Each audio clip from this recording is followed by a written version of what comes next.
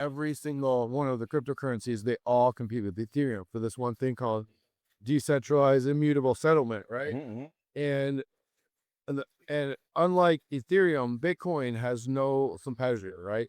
Bitcoin only competes with gold. What Bitcoin solves the problem of currency debasement, right? Absolutely. So if you work for 40 hours in your work week, you get paid for that. The government comes along and they turn 20% more money for Ukraine, Israel, COVID, then the prices automatically go up. So Bitcoin solves this huge problem because currency evasion, right?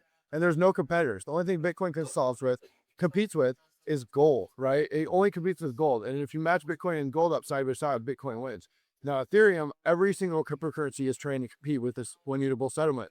Likewise, Chainlink also no competitors. Chainlink it basically, there's no one that solves the previously unsolvable problems that Chainlink solves, and provides data in a decentralized way, right? Because the data itself is decentralized, different from an API. It comes from a decentralized network rather than a single source oracle. So in crypto, I'm always looking for like what sort of previously unsolvable problems are being solved by these cryptos.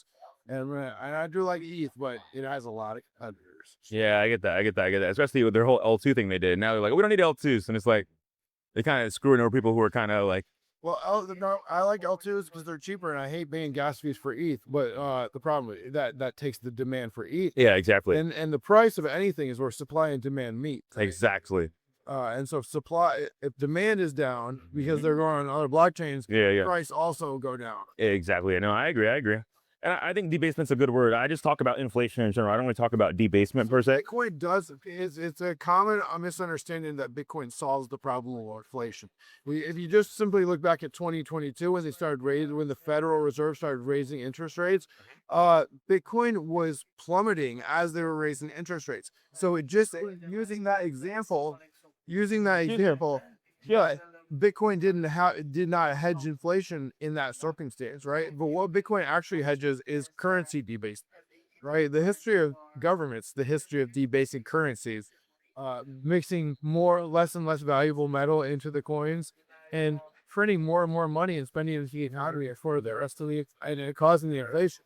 Yeah, because it's totally cool. I like being downtown New York. I'm from right here. That's called Detroit. This is Michigan. And we stay decentralized. We stay decentralized. You have a message for the builders? Build on Bitcoin. Build on Bitcoin. You like Nostr? Yeah, dude. I run a Nostr relay, a Nostr node, a Bitcoin node. I have an AI agent that can use all three of those tools. He runs on the same machine. Yeah, I love Nostr. Decentralized Twitter. Yeah. I mean, the benefit of decentralization is that no one can change the rules to benefit themselves, right? There's lots of competition that happens in the economy, but most of it can actually be prescribed as rent-seeking middlemen. Yeah, absolutely. Not necessarily truly fair competition because it's not being conducted fair market. That's who I'm out to disintermediate. That's what I do. Is I disintermediate the rent seekers in the economy, and we're gonna basically kick the rent seekers out of the economy. Because if you're not solving a problem, you're not really providing value. This is what decentralization solves. No. All right. I'm done, man. Thank you.